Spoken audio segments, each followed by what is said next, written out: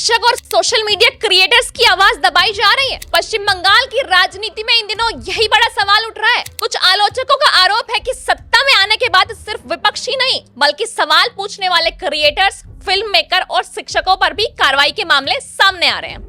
उनका कहना है कि जब कोई व्यक्ति व्यंग्य, फिल्म या सोशल मीडिया पोस्ट के जरिए नेताओं या सरकार पर सवाल उठाता है तो उस पर केस, गिरफ्तारी या दबाव की स्थिति बन जाती है। दूसरी तरफ सत्ताधारी पक्ष का कहना है कि कानून व्यवस्था बनाए रखने के लिए कार्रवाई जरूरी होती है और हर मामले को राजनीतिक चश्मे से नहीं देखना चाहिए। इन अलग अलग घटनाओं को जोड़कर जो बात सामने आ रही है उसे पैटर्न यानी एक जैसा दोहराव कहा जा रहा है। मतलब मामले अलग हैं, समय अलग है, लेकिन कुछ समान बातें बार बार दिखने का दावा किया जा रहा है। अगर हम पहले मामले की बात करें तो अंबिकेश महापात्रा मामला 2012 है।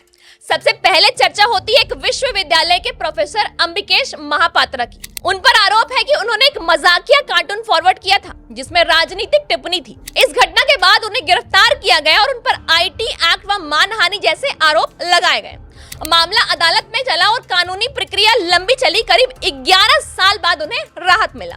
लेकिन सवाल ये उठता है कि भले ही बाद में उन्हें राहत मिल गई, लेकिन इतने लंबे समय तक केस चलने से शिक्षकों और छात्रों में डर का माहौल बना।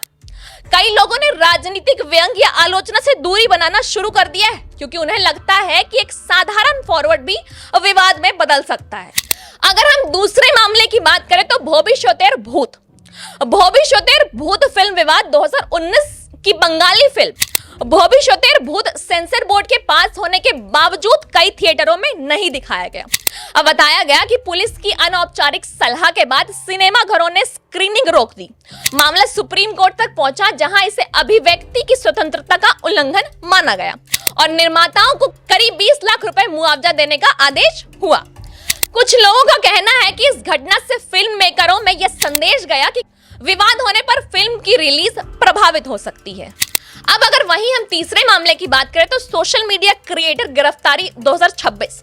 सोशल मीडिया क्रिएटर श्रमिक अधिकारी ने एसएससी घोटाले पर बटन नाम का वीडियो बनाया जो वायरल हुआ और कुछ समय बाद उन्हें कथित मारपीट के आरोप में गिरफ्तार किया गया। कुछ लोगों का कहना है कि वीडियो के बाद हुई गिरफ्तारी से सवाल उठे जबकि प्रशासन ने इसे शिकायत के आधार पर हुई सामान्य कानूनी कार्रवाई बताया। क्या सोशल मीडिया पर की गई आलोचना के बाद कानूनी कार्रवाई ज्यादा जल्दी होती है या फिर हर मामले अपने अपने तथ्यों के आधार पर ही होते हैं? अब अगर हम वही चौथे मामले की बात करें तो साइचक चक्रवर्ती विवाद। अभिनेता साइचक चक्रवर्ती का एक वीडियो वायरल हुआ जिसमें उन्होंने दावा किया कि चिकन की जगह उन्हें बीफ परोसा गया है। वीडियो के बाद मामला तेजी से बढ़ा और वेटर की गिरफ्तारी हुई। इसके बाद बीजेपी और टीएमसी के बीच बयानबाजी शुरू हुई और मामला राजनीतिक व सांप्रदायिक बहस तक पहुंच गया। यह विवाद सोशल मीडिया से निकलकर टीवी डिबेट और राजनीतिक टकराव का मुद्दा बन गया। कुछ लोगों का कहना है कि इस तरह की घटनाएं दिखाती है कि सोशल मीडिया पर दिया गया कोई भी बयान जल्दी बड़े विवाद में बदल सकता है और कलाकार खुद विवाद के केंद्र में आ जाते हैं।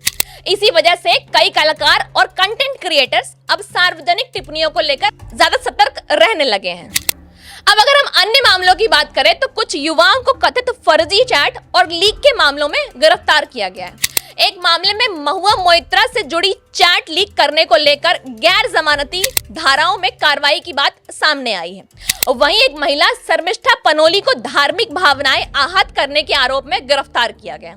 इन घटनाओं से ऐसे संदेश जाता है कि ऑनलाइन कंटेंट भी उतना ही संवेदनशील हो सकता है जितना कोई सार्वजनिक बयान या फिल्म। इन सभी घटनाओं को जोड़कर एक सवाल उठ रहा है कि क्या अलग अलग कानूनी कार्रवाई या मिला जुला असर ऐसा माहौल बना रहा है आज जहां लोग खुलकर बोलने से पहले ज्यादा डर या सावधानी महसूस कर रहे हैं, या फिर ये सभी घटनाएं सिर्फ अलग अलग कानूनी मामले हैं जिनका राजनीतिक या अभिव्यक्ति की आजादी से सीधा संबंध नहीं है। यही वह बहस है जो इस समय राजनीतिक और सामाजिक स्तर पर चल रही है। इन घटनाओं को जोड़कर आलोचकों का दावा है कि एक पैटर्न दिखता है जहां व्यंग्य या आलोचना के बाद शिकायत, केस या विवाद तुरंत सामने आते हैं और लंबी कानूनी प्रतिक्रिया, सोशल मीडिया विवाद और सार्वजनिक दबाव मिलकर ऐसा माहौल बना सकते हैं जिसमें लोग खुलकर बोलने से पहले डरने लगे।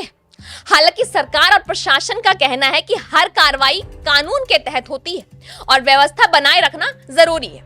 सवाल यही है कि क्या ये सिर्फ कानूनी मामले हैं यह अभिव्यक्ति की आजादी पर असर डालने वाला माहौल है? इस पूरे मामले पर आपकी क्या राय है? कमेंट सेक्शन पे जरूर बताएं।